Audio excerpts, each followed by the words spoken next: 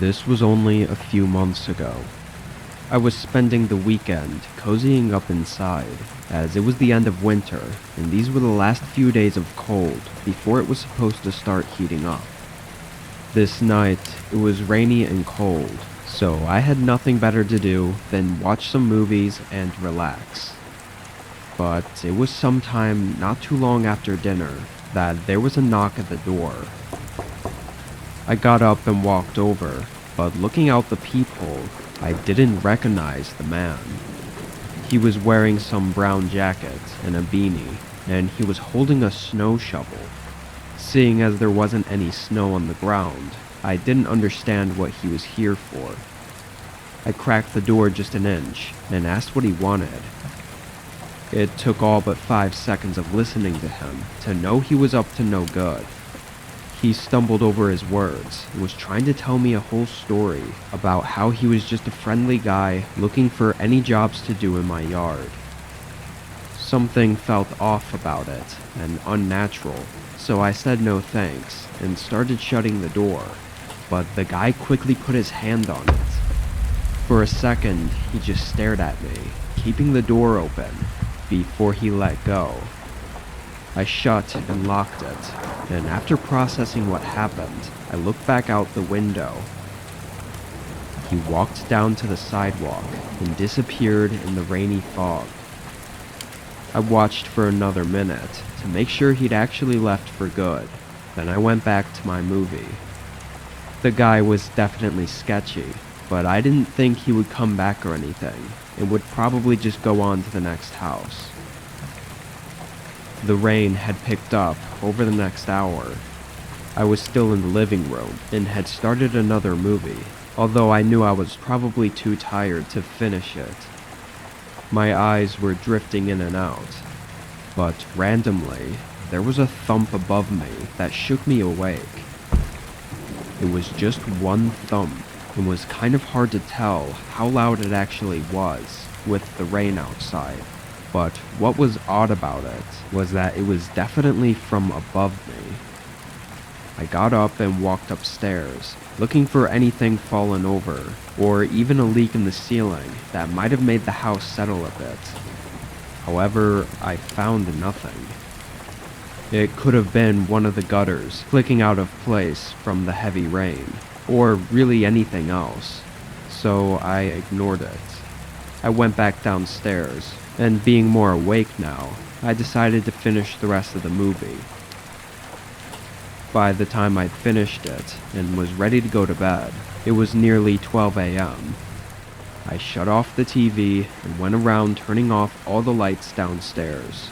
But as I was walking upstairs to go to bed, I could very quickly feel the temperature drop as I got closer to the top of the steps. Maybe I was too tired to give it much thought, but when I got upstairs and started closing each of the doors that I'd opened earlier, I noticed something from the corner of one of the rooms. The window was cracked open. I must have stared at it for a whole 10 seconds, thinking how impossible that was, and just being extremely confused. I walked over and looked at it closer. It was one of the windows that had a small roof overhang under it, and before I closed it, I barely could see an imprint on the windowsill of what looked like a shoe. I could feel the blood rush from my face as I turned around and just listened for a moment.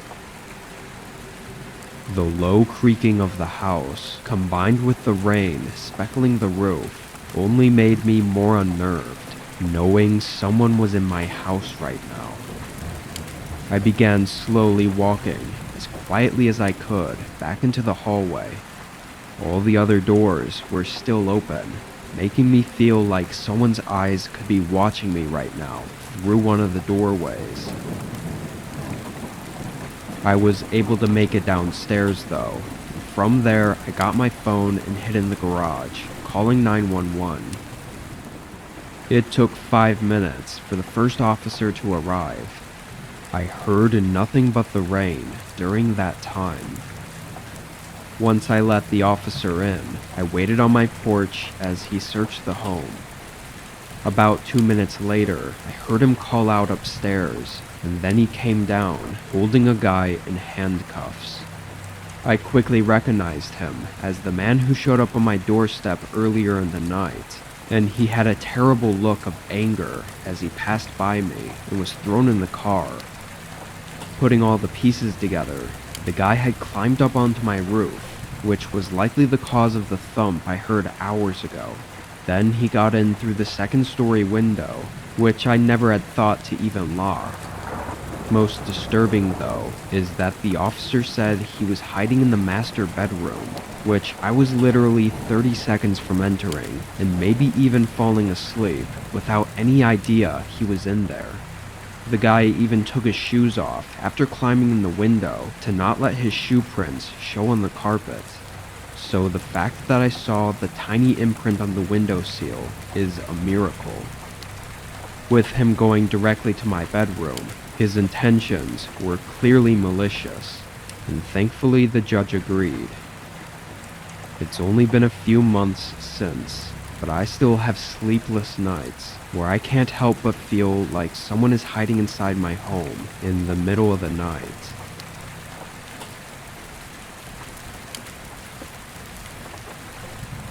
A couple years ago, I applied for a temporary job at a local gas station. I was planning to move in 6 months, so I couldn't get anything too permanent, but I still needed to make some cash beforehand. This job paid well, enough to convince me to work the job opening they had for the overnight shift. I would just stay by the register and occasionally do regular maintenance work. This was during my 4th month working there. At some point during this time, I became familiar with a customer that came in pretty frequently. Almost every night, around 1 or 2 a.m., this guy would walk in and buy random different things. Sometimes it was household items, or food, or tools. I always thought it was weird because he'd come in every night to buy a couple things that would be way cheaper and easier to get at any regular grocery store. He didn't talk much either. All I knew was that his name was Dave, and he drove an old red Chevy sedan. He looked like he was maybe 40 to 45 years old. Anyway, one night at the usual 1 a.m. time, Dave pulled into the gas station. No other customers were here. It was just me sitting in the corner waiting out the time. When Dave walked in, though, there was something different about him. He was dripping in sweat, and he was rushing through the aisles, searching for something specific. When he finally found what he was looking for, he hurried up to the counter and tossed it down for me to ring up. It was a master lock, like one for locking up a bicycle. I really didn't feel like it was appropriate for me to question him, but with the guy sweating and being in a rush, I just felt a little off about this. "It's good to see you again, Dave. You just get a new bike?" I asked in a friendly manner, hoping it would come off as just casual conversation. He didn't even look at me. Instead, he fumbled around for his wallet and started yanking out cash in a hurry. I left it at that and just rang him up, then watched him rush into his car and pull away. Something was definitely weird, but hey, maybe he just got a new bicycle and had been riding it around for a couple hours and needed to get back to wherever he parked it so he could lock it up before it was stolen. Maybe that's a stretch, but it was the best I could come up with. The rest of the night passed by, and so did several more days. I didn't see him for almost a whole week, which was odd considering he usually came in every night. It wasn't until my Wednesday shift that I saw him again. It was drizzling outside, so the first several hours went by really slow. I was leaning back in my chair and looking out the window at the rain coming down when his red car pulled into the parking lot. As soon as he parked, he got out and rushed inside. I greeted him as he entered, but he ignored me. He hurried through the aisles and was talking under his breath. I couldn't hear what he was saying, but he sounded frustrated, and I got really uncomfortable, like my gut was telling me something was wrong. Then I heard a thud. My eyes shifted to the window, looking at the direction it came from, and the only thing there was Dave's car. It was a loud thud, too, like someone kicking the inside of the door. After a second, I looked back at Dave. He wasn't rushing anymore. He was standing in the aisle, staring directly at me, as if I'd just discovered something that I shouldn't have. There was another thud, but my eyes were fixed on Dave as I could feel panic rushing through my body.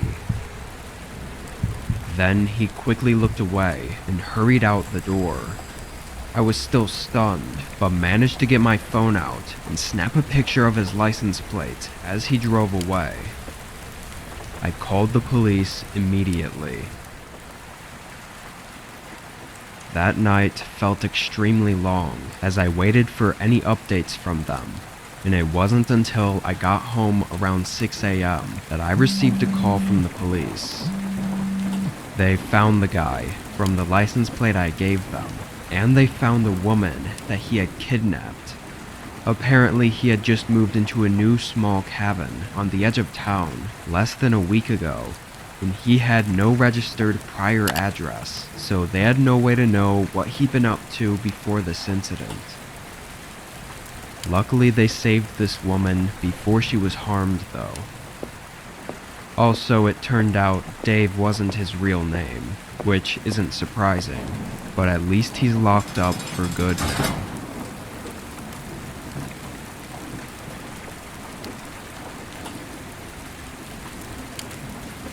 I was 14 when this happened, and this was over spring break. My parents' anniversary happened to be during this week, so they went on a date night a few hours north and were staying in a hotel. Having the house to myself for once, I invited one of my friends, Justin, to stay the night. He brought a ton of snacks and sodas, which we set up on the table in the basement and fired up the PlayStation. We had the speakers up pretty loud, and were gaming down there for 3 hours straight. Eventually though, Justin went upstairs to get a glass of water, and when he came back down, he looked worried. I asked what was up, and he said there was someone outside the house. By the kitchen, we had a large sliding glass door, and I guess he saw a person standing in our backyard. I thought he was trying to play a joke on me, but he was serious. We both went back upstairs and into the kitchen, and at first look, it didn't look like anyone was in the backyard. But then we noticed that there were some smudges on the outside of the door that looked like someone might have been leaning on the glass and looking inside. That's obviously really creepy, so I shut the blinds and we did a quick perimeter check around the other windows.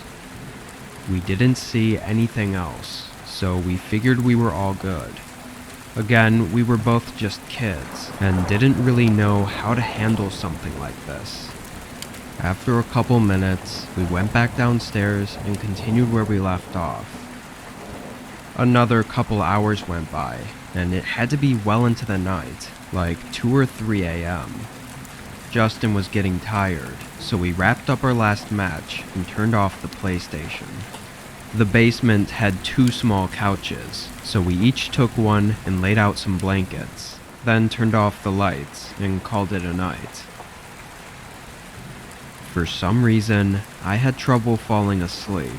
Like I would fall asleep for a few minutes and then wake right back up, over and over. I don't know why, possibly from too much caffeine, but it went on for a really long time. It felt like over an hour. But then, one of these times that I woke up, something was different. I opened my eyes. It was pitch black in the whole basement, but there was a tiny streak of light across the other end of the room. I sat up a bit and could tell it was coming from the door above the staircase. I looked over at the other couch, and Justin was still there, sound asleep. Did he get up at some point to get more water? There's no way I wouldn't have noticed. I got up, feeling too uneasy to sleep without making sure this was nothing. I went over to the bottom of the stairs and looked up. The door was cracked open, but not enough to see through. I went to the top and opened it further. The hallway light was on, and so was the kitchen light. It was about then that I remembered about that man that Justin said was standing outside the house, and I walked over to the kitchen to look out the back door. The backyard was empty, and nobody was out there from what I could see. As I was about to look away though, something moved across the reflection on the glass door. I spun around, looking behind me and staring down the hall. Whatever I just saw had quickly moved across the other end of the hallway. I didn't know what to do. I just stood for a second before sprinting back into the basement. I woke up Justin, and after a quick explanation, he was just as terrified as I was. We hid in one of the closets down there and called the police, and while we were waiting, we could hear someone moving around upstairs. It was like they were running around the house, looking for something. It got quiet after a few minutes though, and when police showed up, the person was gone. They found that the small bolt that locked the back door was snapped off, so that's how they got in. Other than that, we don't know anything. For several years after this incident though, every few months, we would find those same smudges on the back door of someone clearly looking inside. It wasn't until we finally got a security camera that they left us alone, at least as far as we can tell. It's been over a year since we've seen any signs of them. What they wanted is still unknown.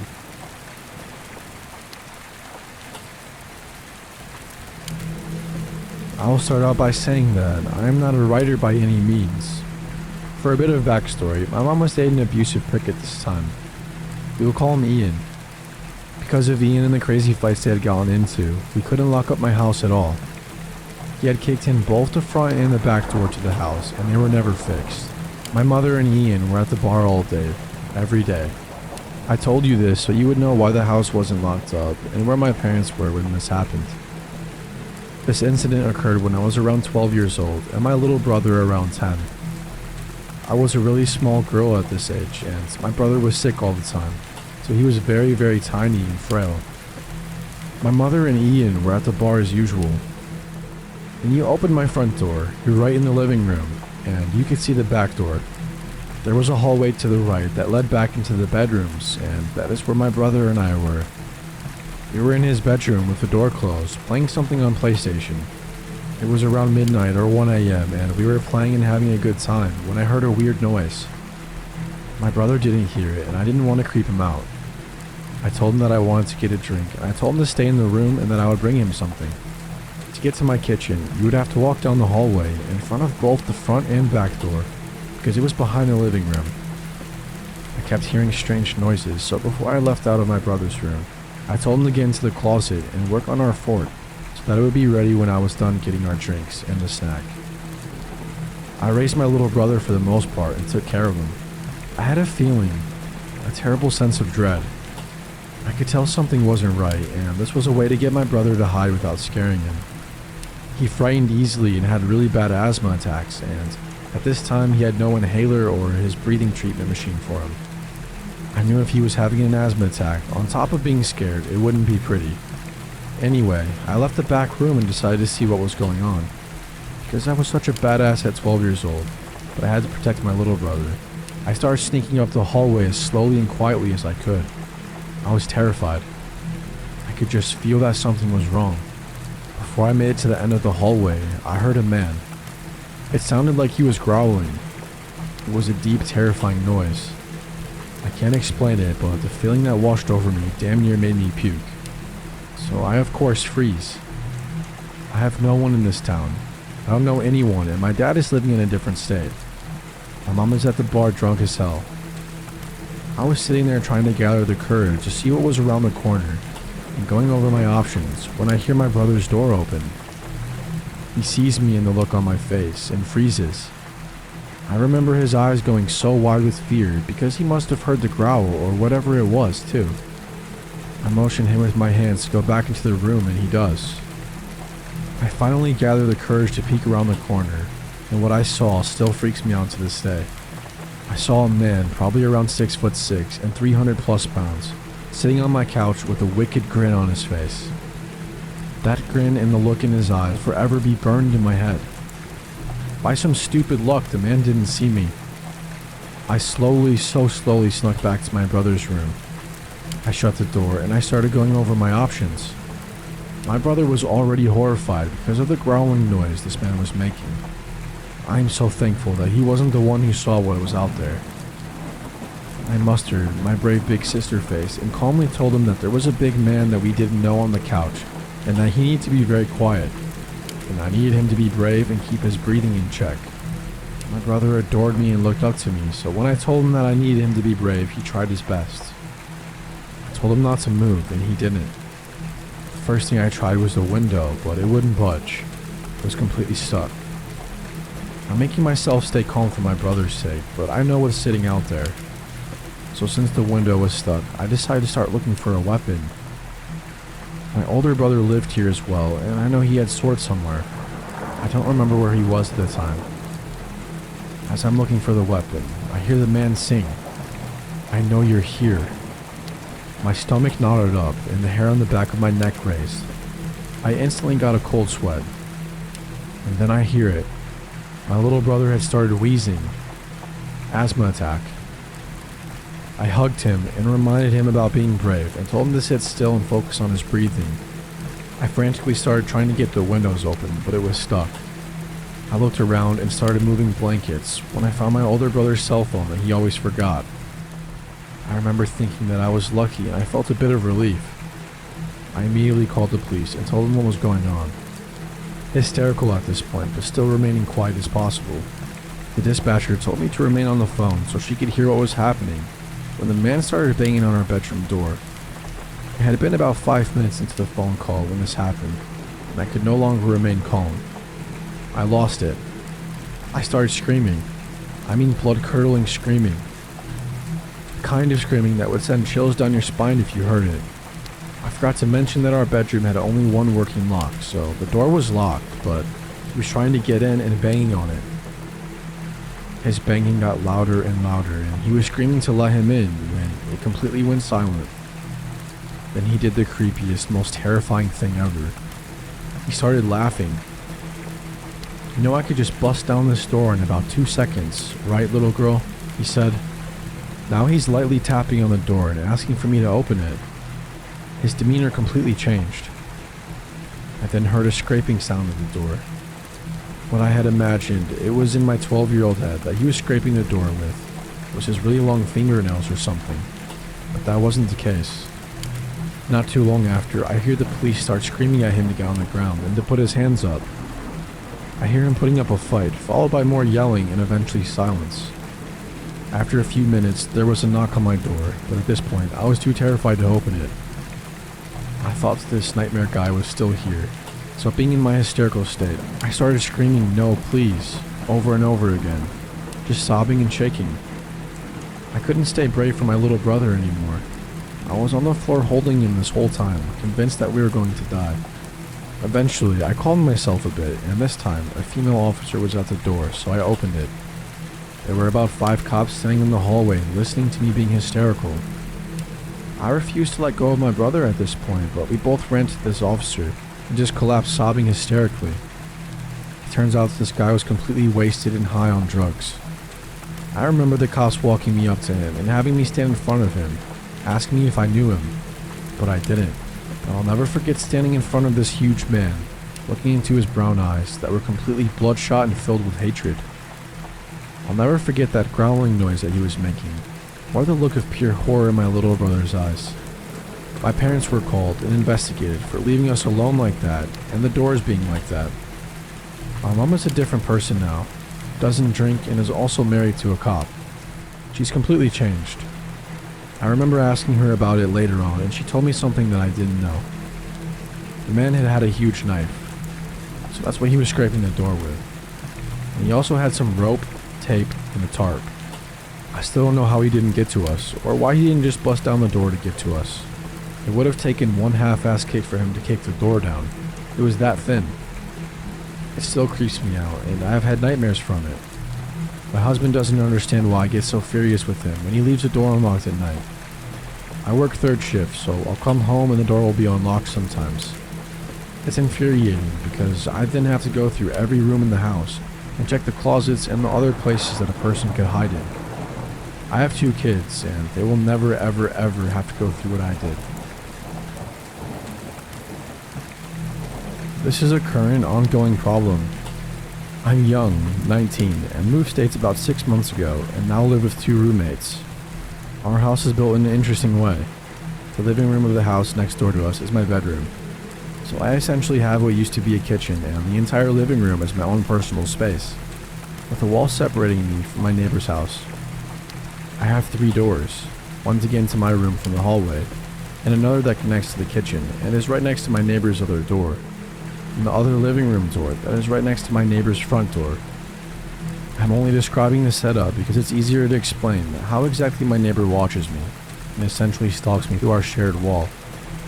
The issue with our neighbor, Bethany, is that she hates whoever lives in my part of the house. There's bad juju that went on between her and 2 previous tenants a couple years before me. Bethany is quite old and has 1 cat. We're not even allowed pets in the housing unit, but she's been grandfathered in. Also, has her brother over. He's a bully and a dick, and just outright dislikes all of us who live here. Bethany has another neighbor on the other side of her house, but Catherine is barely home, so I doubt she's had to go through any of what I do. Anyways, as of the last 2 months, Bethany has gotten extremely stalkerish. She doesn't follow me or my roommates, but she watches and listens. She will not start bothering me until she goes out and watches one of my roommates leave and go to their car. Which she can do because she has 2 doors to go outside. Bethany's front door is the longer route and passes her living room, which she will openly watch you from. The other is connected to her bedroom, I assume, where she'll either stand on her side of the porch or hang out her window while flipping one of us off as we pass. It's very annoying. That's all it was at first. Just petty shit, just to show that she really didn't like us. Until she started knocking. Now, my wall isn't super thin. In fact, you need to be really loud to even be heard. I was already told before moving in that Bethany was somewhat hostile towards whoever lived in my room, so I should just be wary of sounds. I have 1 large TV in the corner and a desk with a computer, but I rarely use them. Bethany, on the other hand, has a TV right behind where mine is on her side of the wall. When I was home alone or getting home late, Bethany would take the time to gently knock on the door right next to mine and say in this very creepy singing voice, "I know you're home." Or if I had an Amazon package or some type of delivery back home, she would start banging the package against my door and in her creepy singing voice say, "Come out, you have a package, you have a package," over and over. She'd do this for about a few weeks straight because I was getting gifts from my family around December and this picked up. My birthday is also in December. I was also getting packages containing school supplies, home stuff, etc. It was just chilling because she was physically waiting for me to be home. I know that the air pressure is heard and felt faintly when the very front door of our house opens, as well as the side kitchen in which I come in from, but you'd really have to be listening to know I'm coming in my room. So from December to the beginning of January, Bethany would pick up my packages from my door and just throw them at it. Not hard enough to damage them, but enough to get my attention. Sometimes she'd be really angry I wasn't answering, and others, she'd just continue being weird as hell. Our head roommate didn't deem it behavior that should get her kicked out, but she did tell our landlord, and the landlord had apparently told Bethany that she needed to quit, or next time the police were getting called. because she was disturbing our part of the property. Since then, she had limited to just screaming at us as we passed her, furiously flipping me off. Whatever. She wasn't touching my stuff anymore, because that's what mattered most to me. However, as the last 2 weeks, she's gotten belligerent. At all hours of the day, beginning at around 4 to 5 a.m., she'll sing loudly towards my wall. Not just at any part, but directly in front of my bed. My bed faces the wall on the other side, and it's just creepy. She'll sing shit like, "I can hear you on the phone." At this point, it's not even insulting, it's just like, what the hell is her problem? She'll bang really hard when it gets too quiet on my end, and scream obscenities. She knows when I'm showering, as a few times she screamed loud enough for me to hear her through my bathroom wall.